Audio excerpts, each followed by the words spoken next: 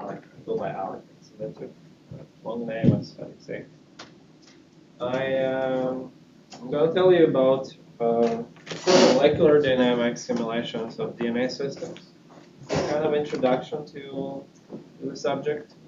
Before I begin, how many of you are actually working with DNA? There are some people who work with DNA. Very good. All right. So generally, this is a big area in which we work on several fronts. I will kind of give you an overview of what kind of things we do in my lab, which would also lead us a segue to the tutorials that you will have in the afternoon. So we'll have two, I believe, tutorials, two main tutorials from my group in the afternoon. There will be also a tutorial from Dan Schulten's lab, which will be speaking after me. Yeah.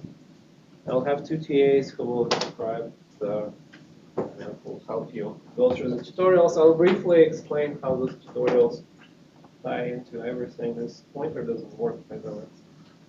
You have another one. Another one? Here, this one. If you want. Is it also has an extender? Oh, yeah. It's perfect.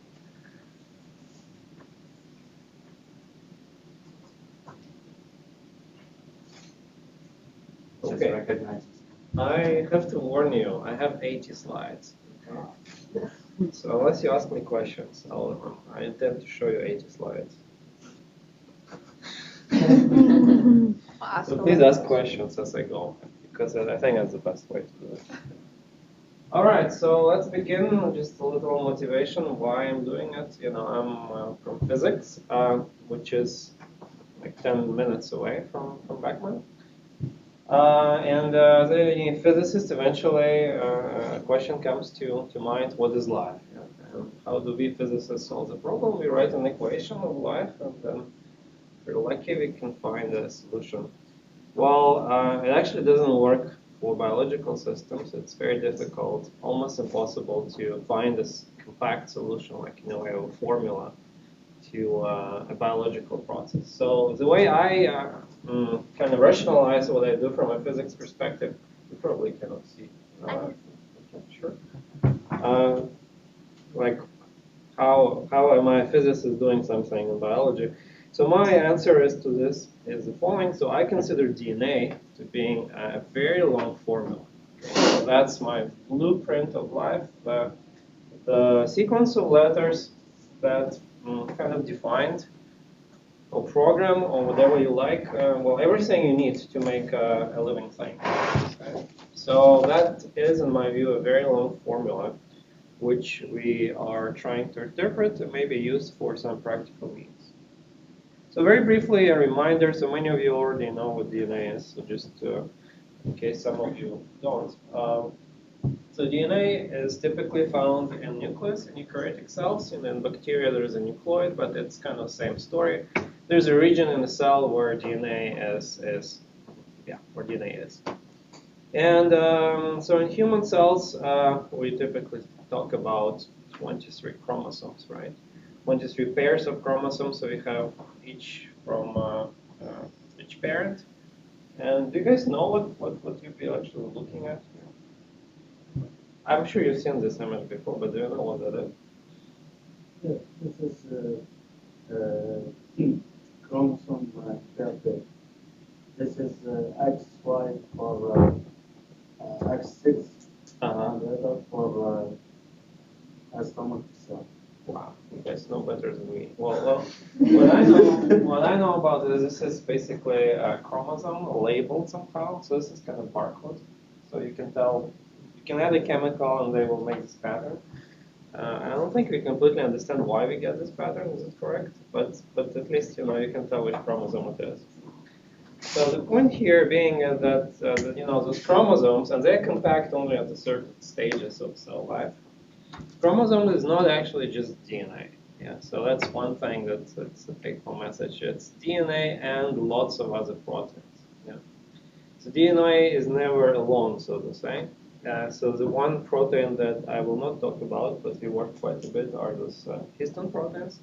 So that's the first level of compaction. You have a sequence, and then it wraps around the histone proteins, and there are those levels of high organization of the chromatin, but we don't actually know what they are. And this is an active area of research where we also contribute. But from the point of view of informatics, you can think about DNA as a sequence of letters, but that's really gross simplifications because we know that the physical properties of DNA actually determine, in a way, its function. So I will tell you about kind of briefly one research area and two in more details where we work with DNA. So before I begin, a reminder of what DNA is. So this is a DNA nucleotide, the building block of DNA. It has 3 parts. So this is a phosphate group. It's under physiological conditions, it's negatively charged. This is sugar, so that's the part that makes to distinguish DNA from RNA. And this is a base. This is where the sequence is written. So here's a strand of DNA, single-strand DNA. You can turn on the sequence, like just color it in different colors. And one thing you can see immediately that the DNA sequence is really written in atoms. There are just a few differences between A, C, G, and T. You just move a couple atoms away, and you get a different sequence. So that, in a way, is an ultimate nanotechnology. And then you add a complementary sequence, complementary strand of DNA, and you get a double-stranded DNA, the iconic double helix. So the DNA polymer is highly charged, so each nucleotide carries a charge of 1 electron. It's also fairly small, just to give you an idea about the dimensions. And what's kind of shocking that all of the DNA fits into nucleus or a viral capsid or something compact. Yeah. Because we know from our high school physics, if you had physics in high school, that charges that carry the same sign, they repel each other. Right? And this is kind of shocking because you have this nucleus, and that is only 10 microns in diameter, and the DNA is 2 meters, so that's the length of human DNA, and it somehow managed to fit into there. So why and how is it possible? So same charge repel, but that is true only in vacuum, right? If you take the same 2 charges and place them in a medium, their effective force will depend what kind of medium it is. So DNA is surrounded by ions in water, and depending on what kind of ions surround DNA, you will get different DNA forces. So typically, you would get repulsion when it's surrounded by monovalent electrolytes, such as sodium or potassium chloride. With +2 charges, this kind of varies. For magnesium and calcium, generally we see repulsion, and that's what it should be in experiment. Things become more interesting when we add multivalent cation, such as pyrimidine and pyrimidine, and there we could observe phenomena known as DNA condensation and effective attraction. So we worked quite a bit on that subject. I'm not going to cover it, and if you're interested, have a look at my website. But basically, the point here is that the effective interaction between 2 DNA molecules highly depends on the ions that they are surrounded by, and if you want to use a computer to understand this phenomena, they depend highly on the parameterization of ions. All right. So here's my first lesson, so to say, that we learn in the hard way. So when you want to simulate DNA systems, the force field matters a lot. So here's an example, and again, please interrupt me and ask questions as I go. So we were fascinated by viruses. We wanted to simulate how DNA behaves inside of a viral capsid. So we decided to make a simulation that is kind of representing what happens in a viral capsid. So here it is. So we have about 64 DNA molecules, so 64 DNA strands. They are arranged parallel like that. They're placed in a water box. There is like a little, you cannot see it, but basically they're confined. There is a potential that holds them together. Okay. It's just an external force that holds them together, and the DNA, they interact with one another, they repel each other, and they want to, escape from this potential. And as they do, they exert forces on the restraining potential, which we can measure. And if you're interested, we have a tutorial on that.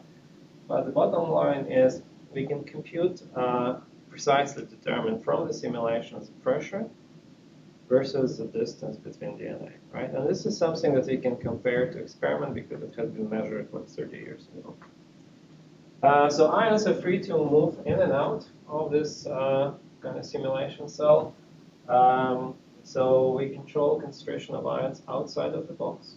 Whatever happens inside happens inside. If you run out of ions, we add ions. If you have too many, we remove. But basically, this is matching experiment one-to-one.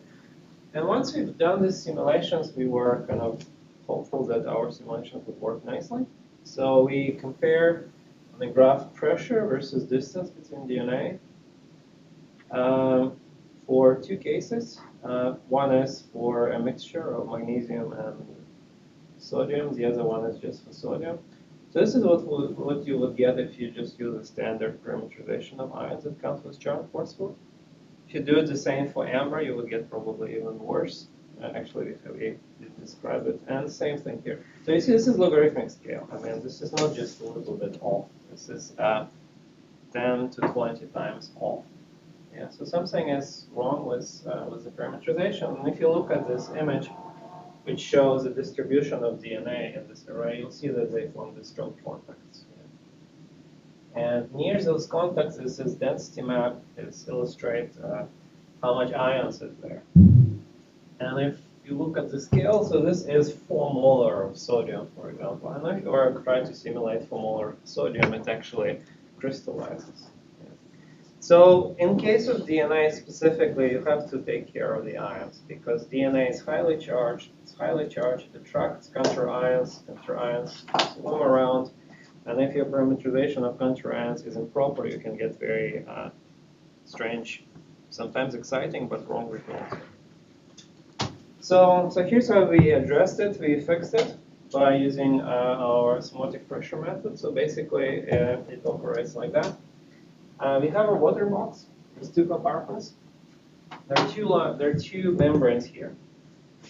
They are permeable to water. So water can go through them, in and out, but our salt cannot leave, right?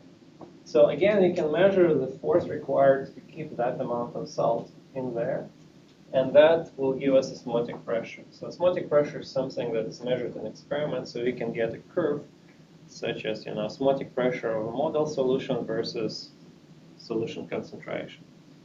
And of course, if we do it for standard parameterization, we find that it's inadequate. But then what we did, we went ahead and we changed a little bit, parameterization of the van der Waals interactions.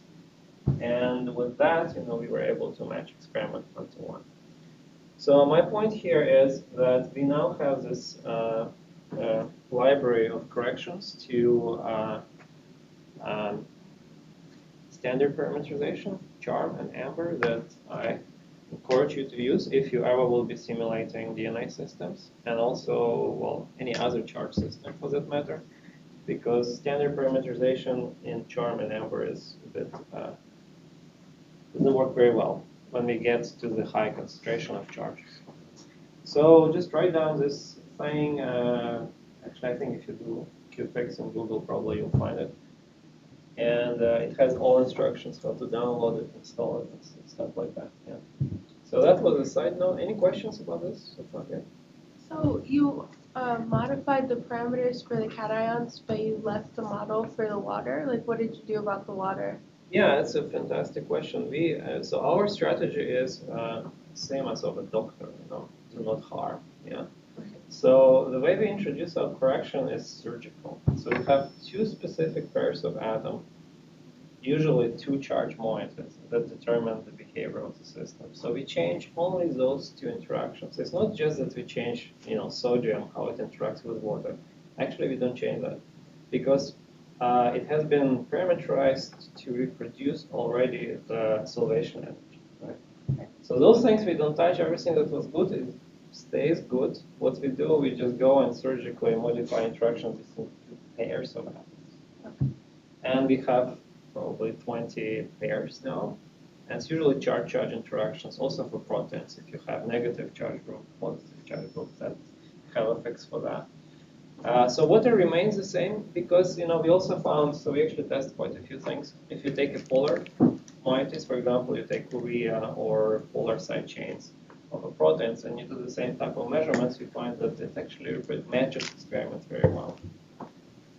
So in that sense, changing a water model, you just change everything, and you make. Sometimes you improve things, but you at the same time will make things worse. So that's our philosophy. There's this one particular thing that we don't like, we go and fix it. We don't mess with everything else. In that sense, it's transferable. Okay. All right. So now to the main subject. Well, if you want to read more about it, we have this recent review. So the DNA, as you know, is a carrier of information, and the way it works, we have a ribosome. We have a RNA polymerase, which reads the sequence of DNA, makes an RNA. RNA goes, there's an animation of that, but then the RNA goes to, well, I know what's going to happen now. To the heart of the process. Inside Inside the ribosome, the RNA is pulled through like a tape. The code for... All right. Switch it off. There is a way to do to mute it, but it's I don't know. All right. So the DNA sequence is very important, and people have known it for some time, and that's why we had this big effort to sequence the human genome. So the Human Genome Project began in 90s, finished in 2003. So we know very well what the sequence of DNA is of an average human. So, and back at that time, sequencing DNA, well, it took 15 years to sequence DNA of 10 human beings and mix and match them. Here it is.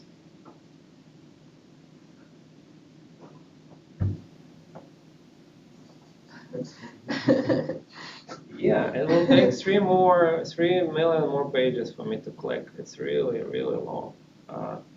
But it fits on a CD, so that's the information content of the DNA. So why do we care about DNA sequencing? Well, in a way, DNA is a blueprint. So if you have errors in your blueprints, your cell machinery will produce faulty proteins, and then there will be some consequences to your health. So it's in many ways it underlines various diseases. Most importantly, cancer. Cancer usually arises from mutations in DNA. And there are all kinds of mutations. Sometimes it can be just a single nucleotide mismatch. Sometimes you're missing part of the genome, or sometimes your part of the genome is in the wrong place. So there are all kinds of things. So that's why there's a big push to find out a way to sequence DNA rapidly and cheaply. And my group has been playing a role in this.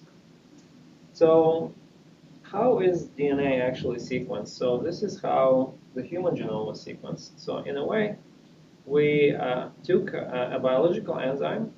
This is called a DNA polymerase. It comes from a virus. So what this DNA polymerase does, it sits at the junctions of single-stranded and double-stranded DNA, and it wants to build DNA. So that's the sole purpose of this enzyme. It evolved in over 4 billion years to do that. And it does it really, really well. Okay? So we feed this enzyme with all kinds of nucleotides.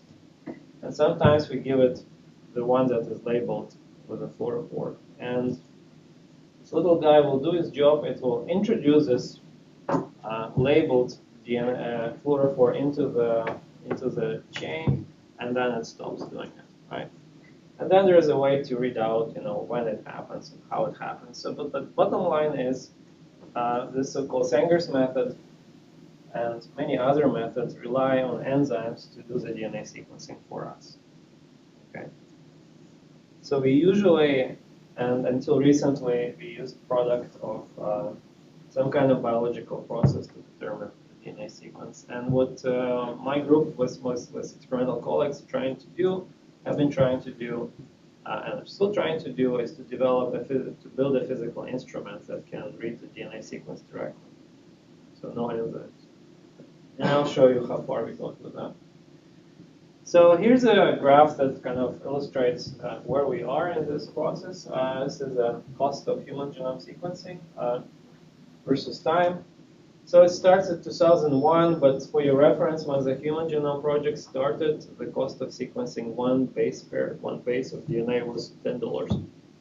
So 3 billion base pairs times $10, $30 billion per genome. Yeah, that's basically almost mission to moon.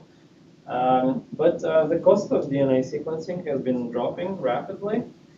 In fact, the costs follow very nicely the Moore's law until this point. This is logarithmic scale, obviously. Yeah. So 2001 still wasn't cheap. It was $10 million. That's when some of the very rich people sequenced their genome. But about 2003, NIH, which is the main health institute in US, they decided to do something about it because they projected that if we just follow the Moore's law, it will reach out $1,000 genome by the year 2040, which was too long to wait. Why $1,000 genome? Why this is a magic number? Well, because this is something your insurance would be willing to pay. Yeah. And they organized a program called the Revolutionary Human Genome Sequencing. So everyone who had any kind of idea could apply, and there were many crazy ideas put forward, and many of them got funded actually. But the point was that they were looking for something outside of the box. Yeah, something that would get this drop in sequencing faster than logarithmic. And this is exactly what happened. So the goal was to get 100K genome by 2008 and $1,000 genome by 2013. And the amazing thing just happened, So they just put money on the problem and open up competition to everyone, basically. So you didn't have to have too many preliminary data to apply for this one and get funded. And look, and the cost dropped by a factor of $1 million. So we're now somewhere here. It's still about 100K. Projection is that soon DNA sequencing will be, I don't know, $40, maybe next 3 years. And this is a technology that will make this last push happen, in my opinion. So this is so-called nanopore sequencing, and this is also something that is described in the tutorial. But basically, think about it as one problem that leads to opens ways to a broader set of problems where we combine biological and synthetic materials. So there are various systems where this is important, but to me personally, this was basically segue into it. So what are you looking at? So you're looking at a thin membrane. It's made of, in this case, silicon nitride, but it can be anything. It could be a lipid bilayer membrane. And it's placed in water. And there are ions. So ions are dissolved in water. There are two electrodes. They apply electric field. And there's a DNA molecule here. So once you place the DNA molecule there, you apply electric field, the DNA molecule will find its way into the nanopore and pass through it. Plus, you will have ions that are dissolved in the system, so they will move through the nanopore according to the applied bias, producing ionic current. So if you have here a device that can measure the current, you will get traces like that. So this is open pole current, and then you'll get like a drop. Open pole current, drop. So each of those downward spikes indicates a single DNA passing through the nanopore. So in a way, it provides a means to electrically record DNA passing. So this is super nice because the only thing you need is to make the pore and place the DNA. The DNA will find the pore by itself because that's just how the physics of the problem works. It loads, it will go only one way in single file, and after it exits, then another one will come. Yeah. How big is the nanopore size? Well, this one is about 3 nanometers in diameter. Nanometers. So you have the current spike. It depends on the type of DNA you use, right? Yes. Yeah, exactly. So this is like my next slide. Yeah, so this is what it is. Threading, putting a thread through the needle eye. And it doesn't require any effort from you.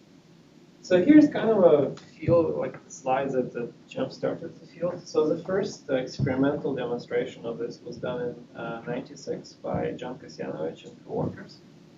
So they used a biological pore, alpha hemolysis. So it is actually a toxin that the bacteria secretes to punch holes.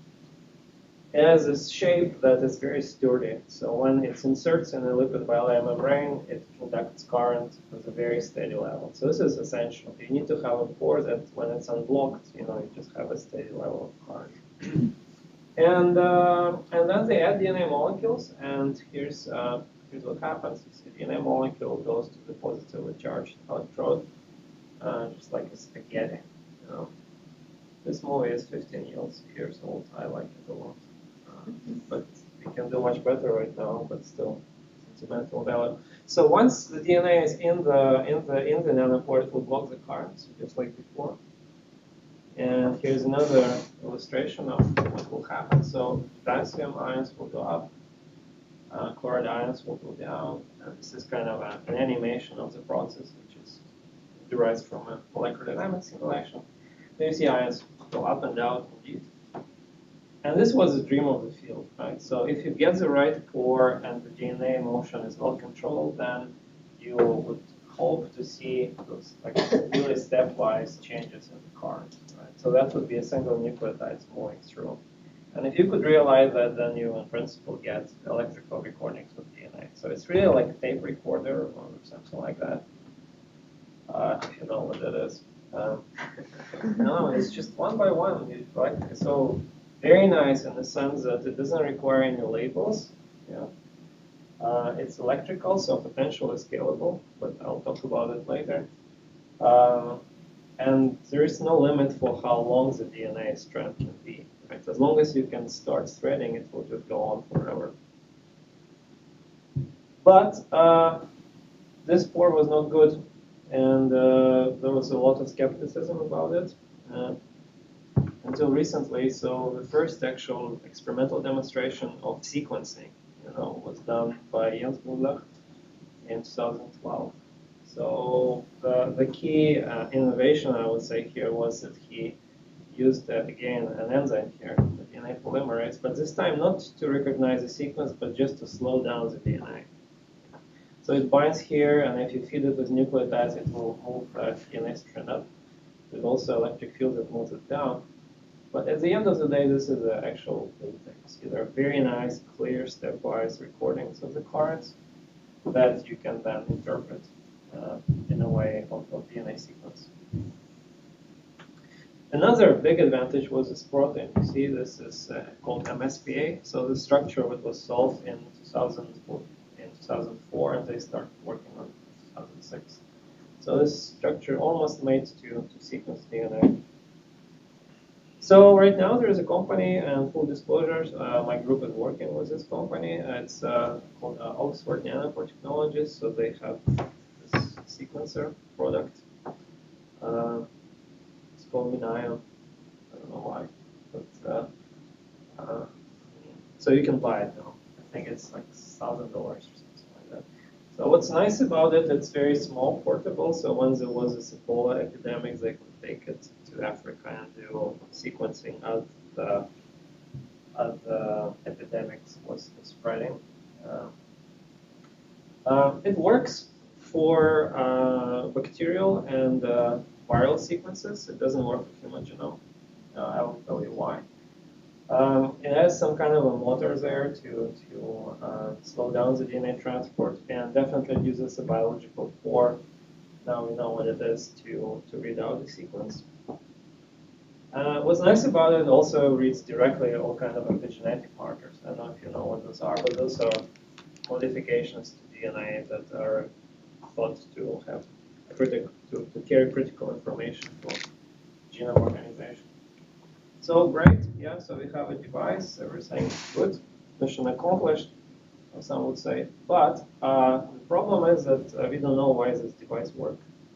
Yeah, so it's like one of those things, it works, but we have no idea why it works. Because if you look carefully at this recording, you know, the change in the ionic currents is really, it's not clear where it's coming from. Because if you look at the currents produced by, you know, single C's, T's, A's, and G's, there's so many ways you can combine them to get this sequence, but it's definitely not additive, right? So it's not clear why. Yeah.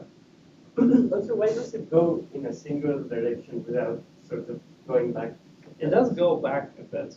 Yeah, it goes. Actually, that's what we found in simulation. That it's that actually determines how much sequence flickering noise is in the recording, because once there is an enzyme to hold it off, it still can move up and down by 2 nucleotides. So it gives you 4 nucleotides spreading, which is actually exactly what you see here.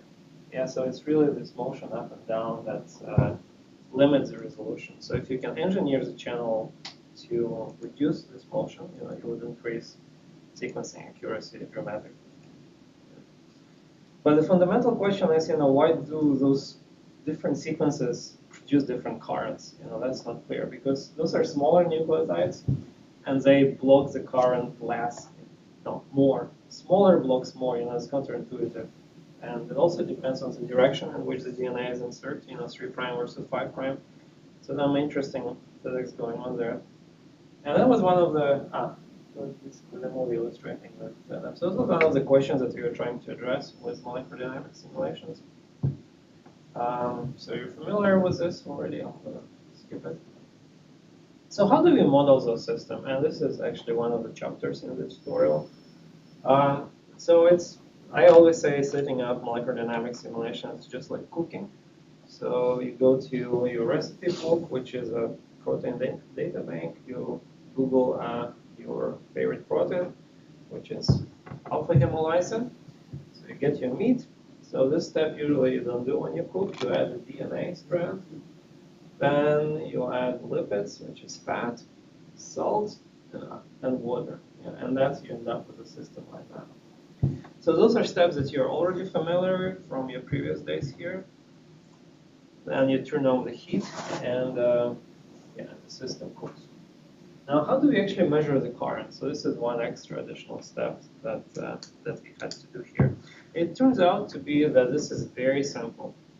Extremely simple. We just apply electric fields to the system, external electric field.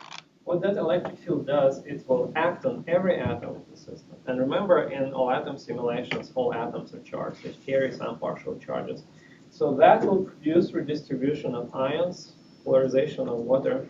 So at the end of the day, you end up with an effective field that has a very complex structure. So for example, this is a map of the electrostatic potentials in alpha hemolysis system. You see this potential is flat away from the membrane on both sides, but then there is this gradient of the field that drives ionic currents through, and you can also see, you know, what is the local field in simulation. So in a way, you can use molecular dynamics to image local electrostatics in your systems. And this analysis thing is available in BMD. I think it's PV Quant. There are also a few others like there. So what about the current? Well, the current is straightforward. Again, in this movie, I just show you only a motion of ions, but you can see the ions, you know, move. And there is a definition of current. The current is a charge transferred through a certain section in a unit of time. And because we know the position of every ion at every time, we can compute the current directly. This is straightforward. You apply electric field, you measure displacement of ions, you get the current.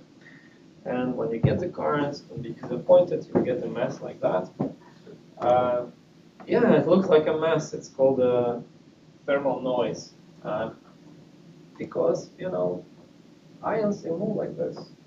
Because there is, it's a final temperature. But if you integrate this, you actually get a nice straight curve. So all this Gauss noise will cancel out once you integrate it. And the slope of that will be the current. And if you repeat this at many applied potentials, you will get the current versus voltage, which is an IV curve on a membrane channel. And shockingly, it actually compares very well with what people measured. Yeah. This is one of those things where you can use molecular dynamics simulations to predict things. Currents are measured extremely well. Well, extremely well is to a 10% accuracy. To me, this is extremely well. So there are several features of this. The IV curve is slightly asymmetric, so we get it. It's the right one. Also, the absolute number is pretty good, 120 to 130. And it's actually determined by the water model. How good the water model is. This is where this error comes from. So if you correct for it, you can actually do quantitative prediction. Yes. This may be a silly question, but how do you set up electric field in this simulation? It's very well. You just there's a command in NemD that you specify electric field on, and then you set up the vector. So the you magnitude. can specify the amount of field you want, or it's just set up by default, like some value? No, you have to set the electric field value that you want. So what was the value you used for this one? So in experiment, usually we want to do it to comparative experiment. In experiment with the membrane, what you care about is the drop of the potential. So drop of the potential is expressed in millivolts. So we want to get 120 millivolts. But there is a simple formula that relates that to the applied field. So if this is the potential that you want, your field is this one, and this is the length of the system in Z. First, it maybe looks counterintuitive, but it makes sense. It actually depends how long the system is, because you apply electric field that is uniform. So let's say if you want to get 120 millivolts, so then you know what you want. So this works, and we applied this method to study again this system. So that was done by my postdoc Swati, which is now a professor back in India. So we ran this simulation of the full system, and we found that basically the things doesn't matter. So we had to cut it to go to Anton and run the system more on Anton. Just a few examples of what happens. You can see that the DNA is behaving very interestingly in the constriction of the channel. It moves around quite a bit. The current fluctuates quite a bit, a lot. And this fluctuation of the current is actually correlated with the motion of the DNA in the form. So this is not ion counting error, it's actually DNA moving there. And at the end of the day, so we found what was the cause for the ion specificity of ionic current. I'll just give you the punchline. Basically, everything is determined by the number of water molecules that are in the constriction. So here you're looking at water molecules that are kind of diffusing around, and there's this one ion, this yellow sphere. It wants to pass, but for this yellow sphere to pass, water has to make way. So it's really how many water molecules you have that will determine the current. All right, so that is one of the things that you can reproduce in a condensed form in nanopore tutorial. So I mentioned that there is this device, and it's great, but it's not good for human genome sequencing, and there is one technical limitation for it. It really depends how many of those pores you can put on a chip in parallel. And so far we've been doing, But then what did generate the blockage of the current that depended on the nucleotides? Just how much matter they it's actually a little bit tricky. So it's all about the water. So this is the number of water molecules in the constriction, and this is the current, so you can see there is a very nice correlation. The correlation is non-linear. This is what gives a signal. you add it by a little bit, but your signal increased by a lot more. And non-linearity comes from this very specific path that the water takes in the constriction. The sequence recognition comes basically from base stacking interaction. So it really depends whether the two DNA nucleotides can fit in the constriction like that or like that. So the constriction is such that C and T can fit like this parallel, and A and G, they will have to tilt. So you have the steric interactions plus base stacking, and the balance kind of determines the current. It's kind of really amplified by the water because you have like 3 water molecules change, but because the dependence is nonlinear, it gives you high signal. Okay, so how to make it work for a human genome? So we need to have a lot more wells. So with biological pores, it's already amazing that you can make 800 wells, put lipid bilayer, ship it across Atlantic, and then it would work.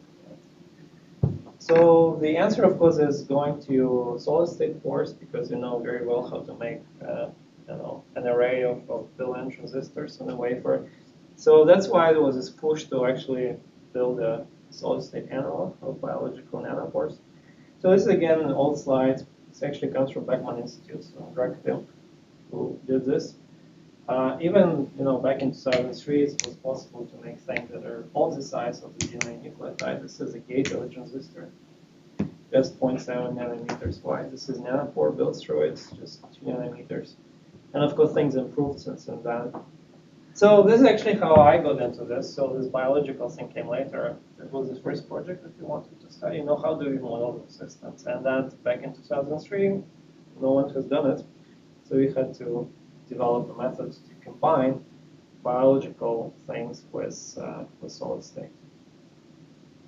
So very briefly, this is how we do it. So we have an extension in VMD called Inorganic Builder, which you can use to build devices. In this case, this is a model of silicon nitride membrane, which is colored in a way so it resembles the actual core imaged with TM. The key here is the properties of the surface atoms. So when we want to do a good job with modeling solid-state membrane, what we have to do, we start with a crystalline arrangement. Then we melt it up, we increase the temperature, then we cool it down, so this is called annealing.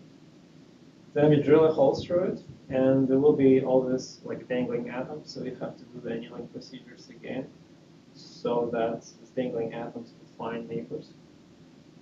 That affects how hydrophobic or hydrophilic the surface will be eventually. From experiments, you would know what you want. So in a way, this is kind of gives you a way to dial in your properties of the surface. And then we also use grid-based potential sometimes to refine our model. For example, if you have too much sticking of DNA or proteins to the membrane, you can use this repulsive potentials to adjust that. So and at the end of the day, I again show the movie. This is how this movie was produced, right? So first we make this pore, then we put DNA in, bioelectric field, and so on. I have a question about time scales. Like, how do you reconcile that in empty solutions we can do like nanoseconds, and what we can see in experiments is like milliseconds? Yeah, that's a great question. Actually, this is one of those that we can reconcile as directly.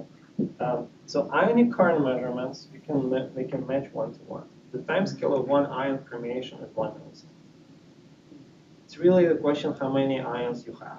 Like if the pore is very small and the bias is very small, well then probably it's to run it longer. Yeah. But basically, once you have 1,000 ions permeating, so you can do the math. So square root of 1,000 is 33. So 33 divided by 1,000, what is it? 3% error? Yeah, 3% error. Yeah. So you get 3% error from 1,000 permeation. What's nice about it, if you know the magnitude of the current that you expect, you can do simple calculation and predict whether it's worth modeling or not. Yeah, you have that much computational resources. What is the accuracy with which you can determine the current? Because usually you want to compare A to B, two situations, and then you want to get the two currents within, so they're distinguishable statistically. And you can do the math, before you start doing the run. This is actually something that comes very handy when you apply to supercomputer time, because you can kind of already know what you want, and you can justify. I need to run it for that many seconds because look, here's the calculation, and yeah, it works very nicely. But the question changes, once you have things moving through. Like if you have DNA, for example. Yeah, that's right. So, but we actually, this is a true scale. This is a true scale of how fast it moves. What is different is how long DNA is. An experiment is usually thousands of bases. So lambda phage is 45,000 bases, and we typically simulate something up to 60. But usually that's enough to get an idea what's going on there. You can also do it for proteins. It's straightforward. Generally, in those permeation kind of simulations, which I like a lot, we are able to match experiment one-to-one. If you have access to Anton, then you can actually do the millisecond simulation. That would also match experiment. All right, so how much time do I have? We still have 45 minutes. So let me just give you one example of where we applied this.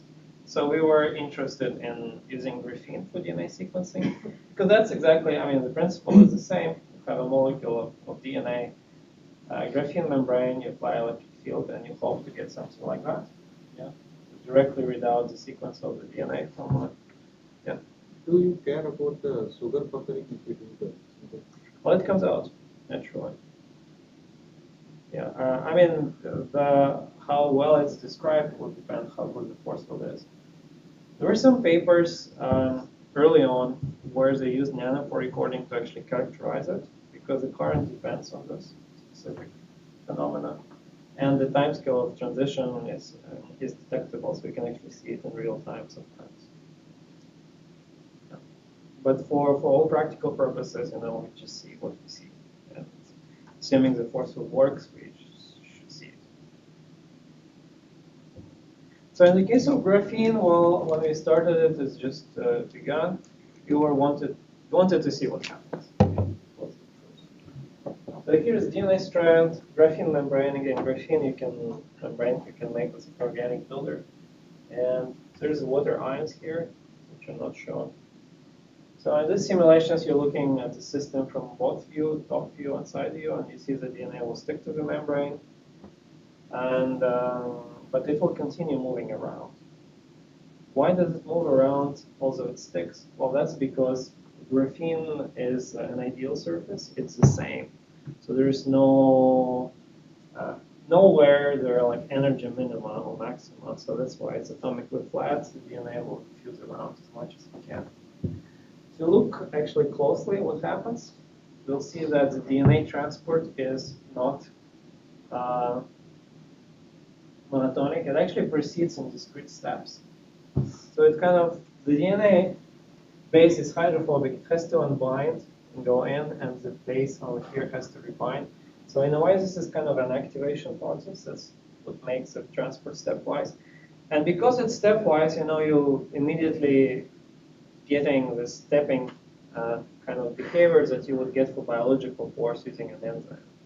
So if you just have the single-strand DNA, graphene 4, you don't need the enzyme anymore.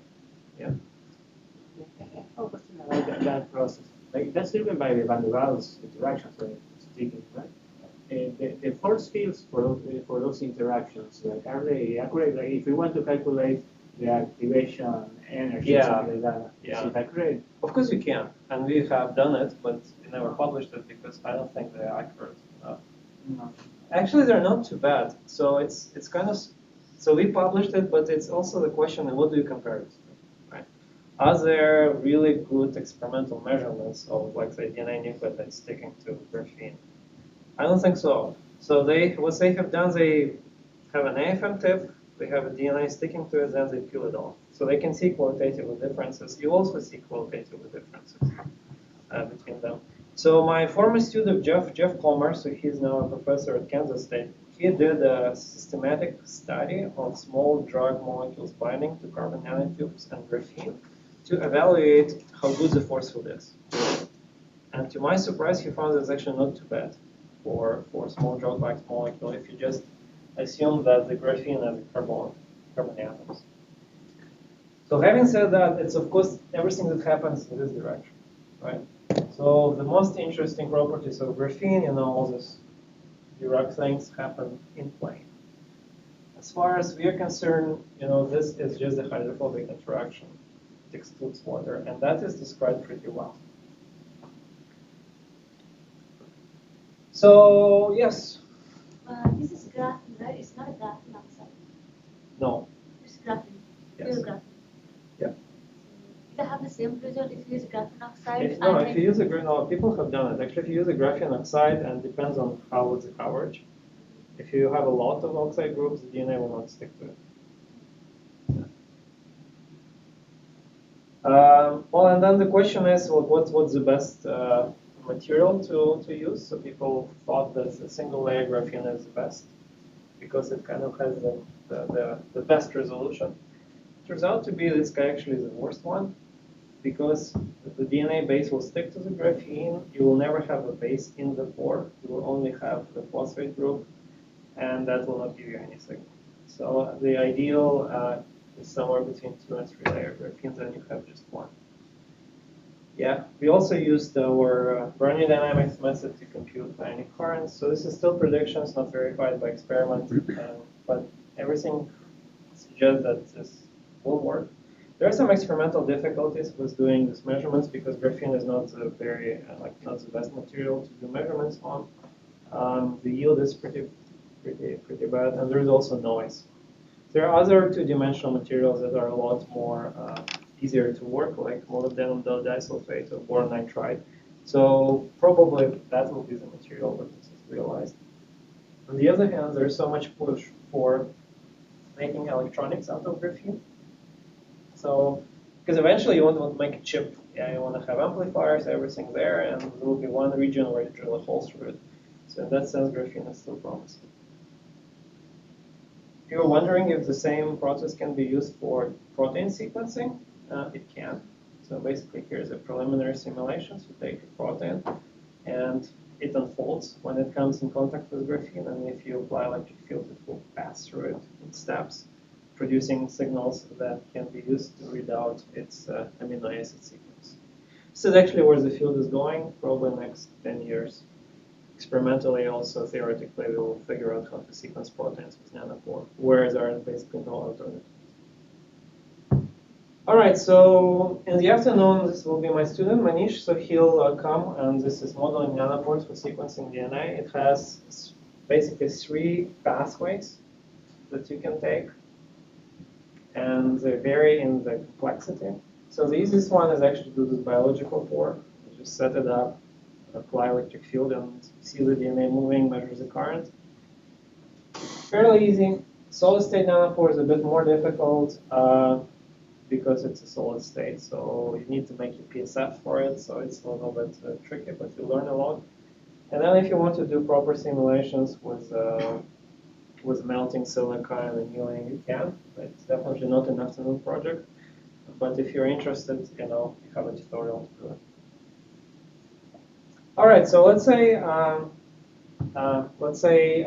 we know how to make device to read out the sequence of DNA.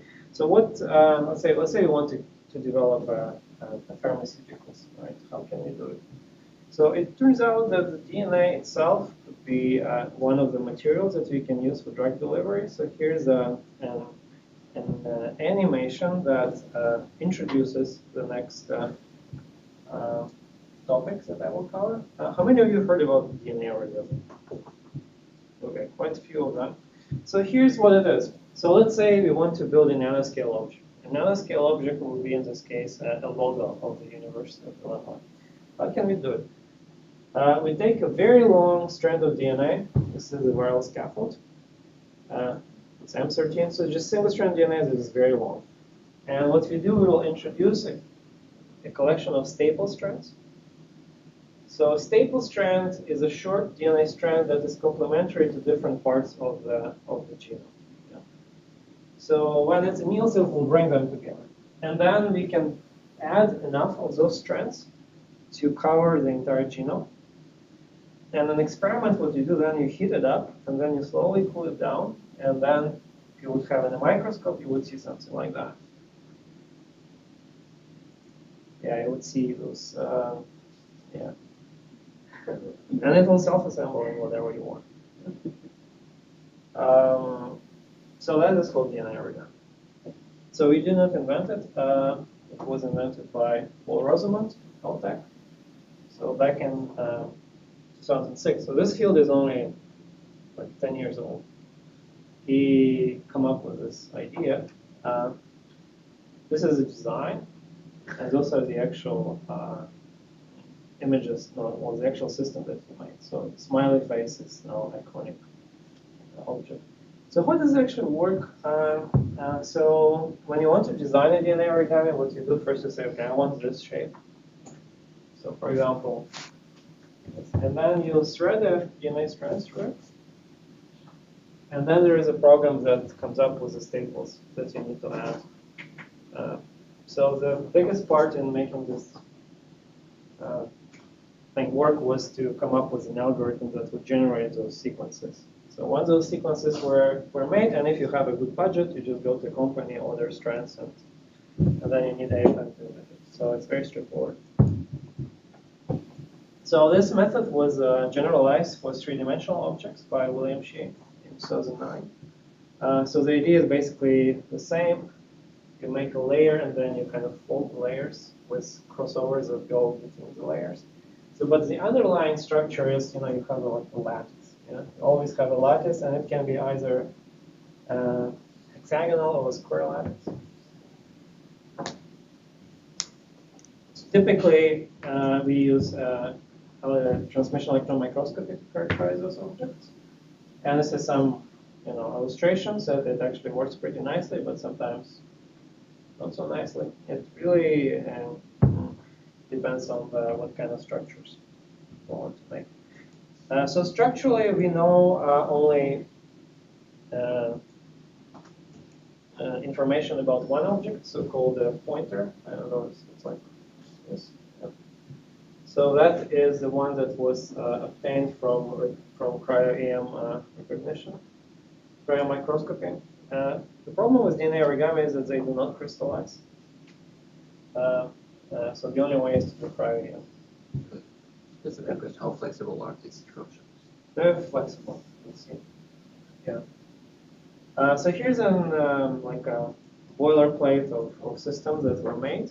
You can make hollow objects like vases, buckyballs. You can make membrane channels out of DNA. That was actually shocking to me that you can make a membrane channel. But it turns out that it's enough to decorate it with enough hydrophobic anchors, so it will go and punch hole in the bilayer. Those are gears. You can make curved structures from them, and this is like a transformer robot that can clap hands. It cannot fly, but this is work in progress. So there's also some interest in making drug delivery systems. So those are so-called locking boxes. So you're looking at, well, it is what it is. It is a box made of DNA. It has locking keys here, which you can open with a laser. So you heat it up, and it opens up. Here's the simulation. This is how it happens. Yeah. And then you can also close it. So it's kind of reversible locking. The only problem with this particular system is that it's quite a bit leaky, and that's what we found when we simulated it. That you really have to have big cargoes in it, like protein drugs, for it to work. Efforts were also made to build other kind of robots. So this one had a lot of press that came from Sean Douglas. He was at Harvard at that time. So you're looking at this cancer-killing robot. So it's a kind of over-the-top name, but it is actually what it does. So you're looking, this is like a hexagonal tube, which is decorated with cancer-killing proteins. It has hinges here and locking keys. So in normal state, it's locked. When you expose it to cell culture, it will bind to cancer cell receptors.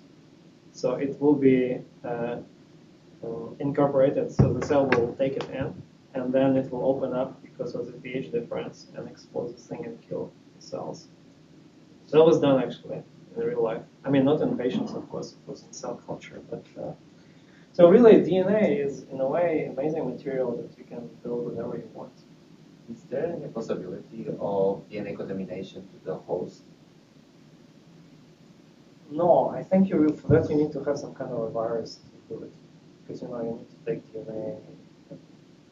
But for instance, in here it said that the cancer cell will incorporate this. Yes. So it's getting inside the cell. No, it's definitely getting inside, but it's getting inside because it has the receptors, the trigger is specific to them. Yeah. Now, of course, it can, using it in patients, there's still a long way to go. So we also contributed a little bit to this. We designed this nano syringe. Here it is. It's basically like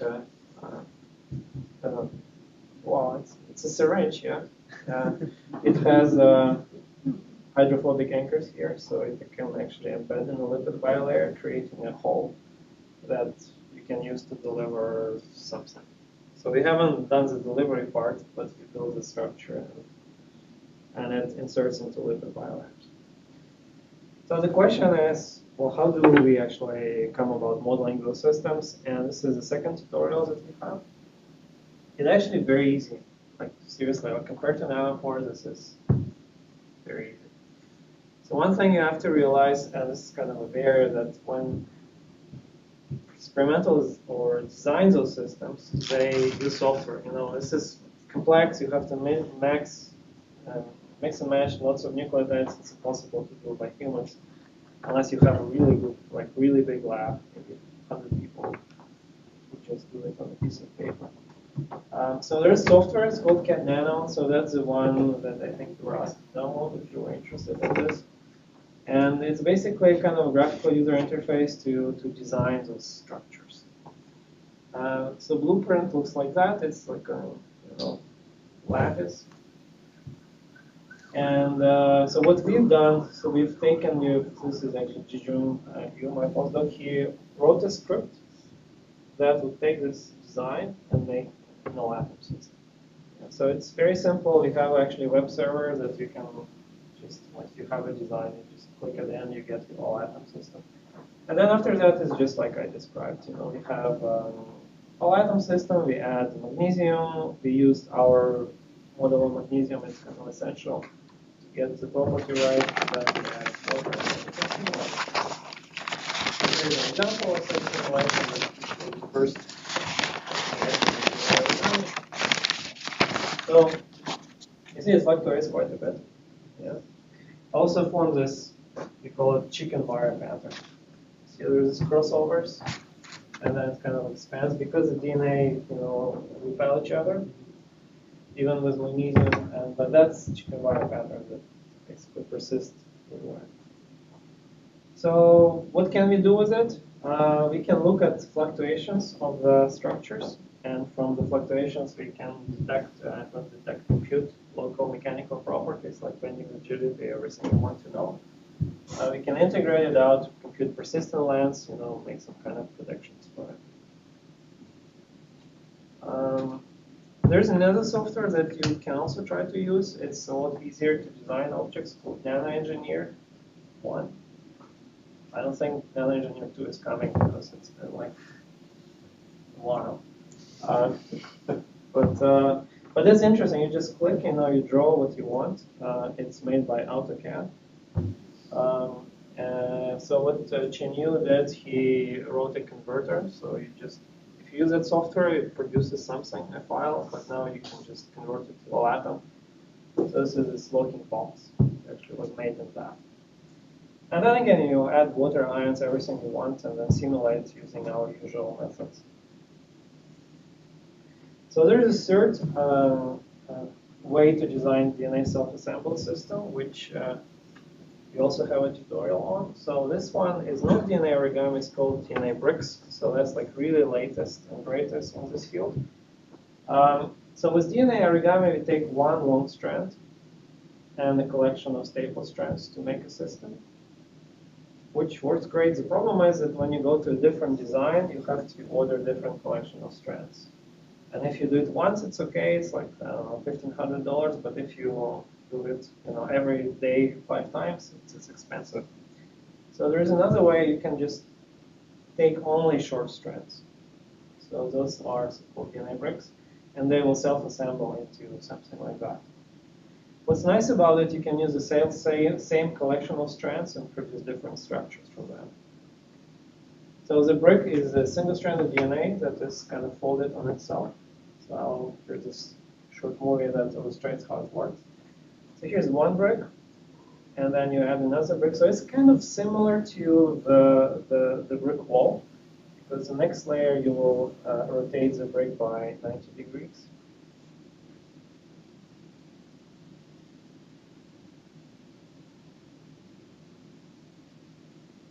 Yeah, like that. And then you can build whatever you want from this, but it's a brick layer pattern, so you have a periodicity of 4 layers. You just alternate it, and you end up with a system.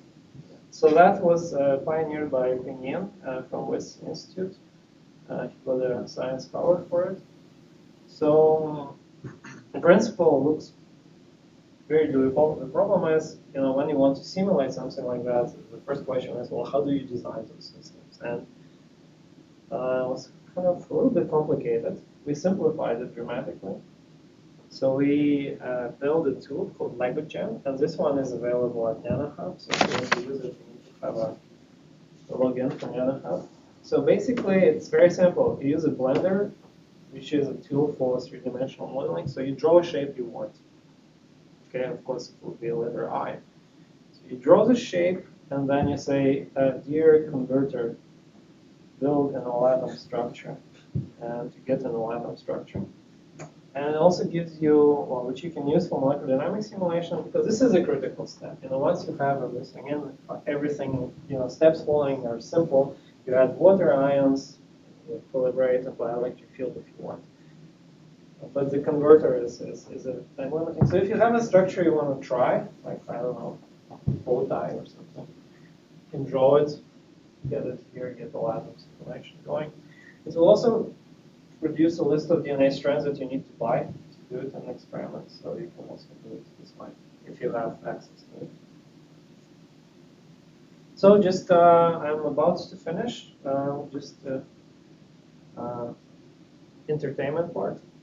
So we were interested how well our method works. All atom simulations of DNA, can be validated somehow. So the only structure that was solved was this of the pointer. So this is cryo density. This is how it looks like. You already had the cryo introduction, right?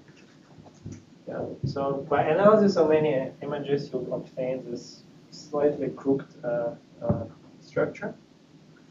So we were curious if we can obtain the same structure just through all-atom molecular dynamics simulation. So, and that's what we did. So we took the design of this structure, starting from an idealized structure like that. So you see it's a pointer. And then we simulated it on the water. So it was kind of a big simulation, 7 million atoms, almost 200 nanoseconds. And to our delight, it started, twisting just the same way as an experiment. Here's another view. And another view. So really, it kind of was, for us, hoping that it would work, but now we know for sure that all atom simulation works very nicely. The problem is, this is a hero simulation. Like, I don't know how many of you have unlimited access to blue waters, but probably not everyone.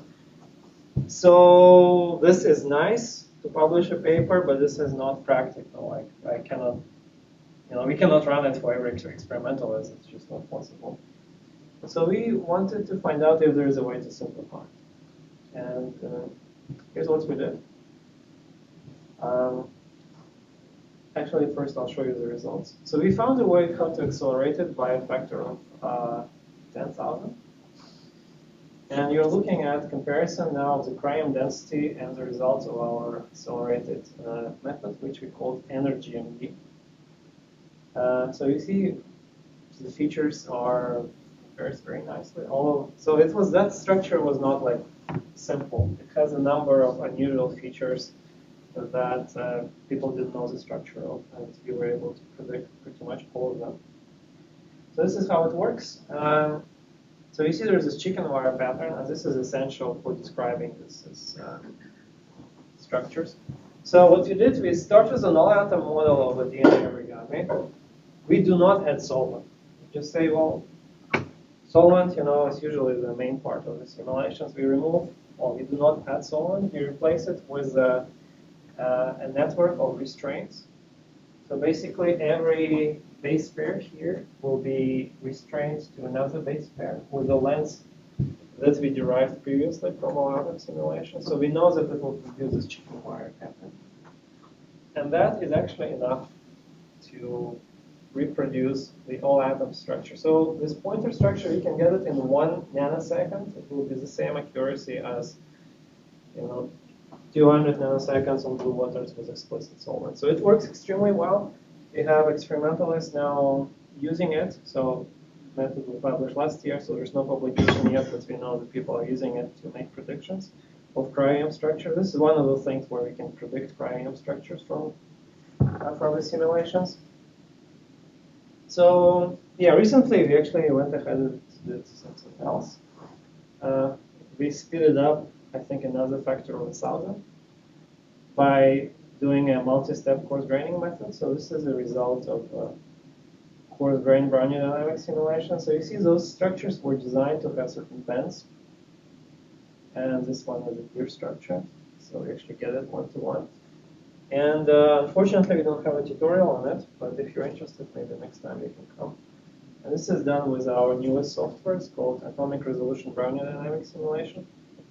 If you are interested in doing Brownian dynamic simulation, you could download and try. I don't think we have documentation for it. So if you really want to use it, you'll have to email us. But it's coming. It's coming. Maybe next couple of months we'll have it ready and we'll have a tutorial for it. But yeah, I think this is it. So Scott Michael will be here in the afternoon. So he is the person who does all this origami or other self-assembled DNA systems. So if you're interested in doing that, just let him know. He'll help you. I guess this is it for today. I can take some questions. Actually, I have. Okay. So is it only possible to make the origami with DNA? No, it's not only with DNA, but it's easy with DNA because you know how they pair. Suppose if I'm thinking of some polymer, the people will do longer polymers. Well, but how would you do it? Yeah, I mean it's definitely possible, but first of all you need to have a recognition complementarity. For DNA it works because base pairs, they've evolved to recognize each other. You can use unnatural bases. It works. You can also use RNA. It also works, but with RNA it's tricky because RNA can have it's not so easy to predict the fold of an RNA structure, especially if it's long, because it has all kind of things. So RNA origami has been demonstrated. There was recently a paper in Science where they combined DNA with proteins to build very complex structures. Kind of origami principle, but a little bit more. There are other ways you can make those self-assembled structure. There's so-called gridiron. So basically, in this DNA origami, you have holiday junctions that look like that, but you can also program it like that. So you basically have like intersecting crosses, and that's how all those holes intersect. I don't know, this field is exploding still.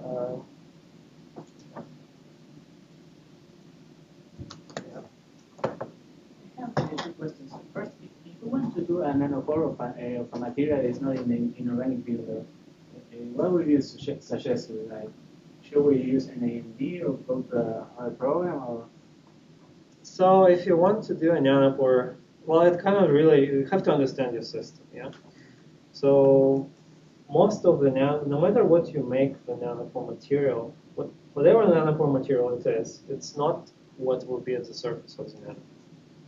Like, for example, you want to make a titanium nanopore or aluminum nanopore. What you'll have at the surface will be a layer of oxide, which will be amorphous, which structure you will never know.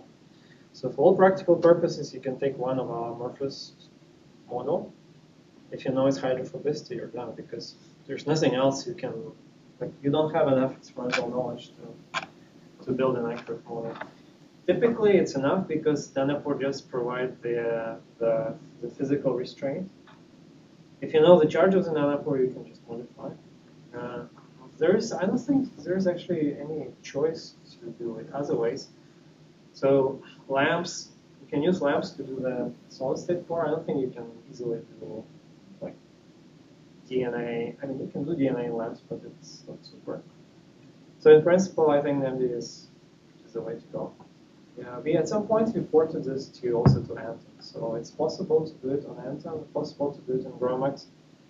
No, maybe not have a tutorial for it. So if I want to write like an aluminum, I should like change a little the parameters of one of the ones that. Yeah, if you want to do aluminum, actually we did for aluminum we just use silica because what you have is aluminum oxide. Yeah. And it's just slightly positively charged. Yeah, so what we did a layer of silica and we slightly positively charged it. And this is as good as aluminum oxide. Unless there are some specific reactions that you know would happen. Then you have to put them in. And then, say, we have to say the translocation time of DNA. So now we have access to one of those supercomputers to do it in milliseconds, right? But if we have you tried like to work with a very high electric field and then extrapolate to the lower one that? Yeah. Like yeah, of course. Of course. That's the first thing. That's the first thing that we do. We always apply high electric field, like 10 volts. Actually, the NAMD can handle 50 volts. I think 100 volts breaks because I think it tries to split water at that point, and it can't because it works. Like usually, what we do to just to test the setup because you get your simulation outcome immediately. The problem is that it's not that straightforward to interpolate back because it's not linear. You're not in a linear response regime. So what will happen to DNA? It will stretch. So you apply electric field just in back, not in back in water. It will just stretch because you apply so much field, and that. To some degree should happen also in experiment, but the stretching threshold for DNA is 50 piconewton. So that differential force, I think, that's beginning at 1 volt. So I think everything that is less than 1 volt is possible. It's also, I mean, keep in mind that all experiments is usually done under 1 volt, because over 1 volt you start having electrochemistry the electrodes. So really water starts splitting. You can do a simulation, and we frequently do it. We usually do not, like, this is not our main result. We never, like, publish 5 volts because people don't like it.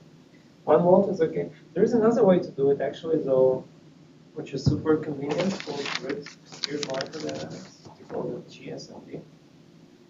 It is described in the nanopore tutorial. It's very, I like it a lot, so we come up with it. Basically, you apply electric field, open pore, you compute electric field, you know the distribution of the potential. You take this potential as an input grid and apply it only to your DNA molecule with a scaling factor. So you do not like disrupt bilayer or you do not disrupt lipids. It will only pull the DNA through, and there you can scale it up. You can easily get effective field of 15 volts. Things will happen immediately. You will get a realistic distribution of the field because you take it from no random simulations. You just amplify it only to DNA. So GSMD would be the way to do it. Is that explained the tutorial then? Yeah, it's in Unit 4. There's also GSMD part in external forces tutorial, which we do not teach, but you can find it on our website.